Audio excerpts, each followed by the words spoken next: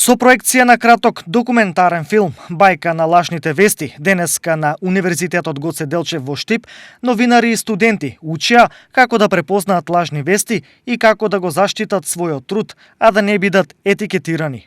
За мене денешниот настан е многу позначаен од аспект на тоа да се едуцираат новинарите не за тоа како да препознаваат лажни вести, туку да се едуцираат како да си го заштитат својот труд од етикетирање на тоа дека станува збор за лажни вести. Јас многу често во последно време се среќавам со луѓе кои што можеби не ги познавам, ме прашуваат што работиш, велам новинар, лажни вести. Многу често не поврзуваат со лажните вести, иако мора да знае и јавноста и младите луѓе и општо јавноста и новинари дека лажните вести како такви не ги продуцираат новинари. Туку станува збор за можеби средношколци, можеби студенти кои што немаат врска со новинарството, туку едноставно ја користат технологијата на интернет и начинот на глобално рекламирање. Пример, особено за младите, важно е прво кога нешто ќе сретнат нешто многу невообичаено, сензационално и така натака, најпрво ако ништо друго да проверат на Google.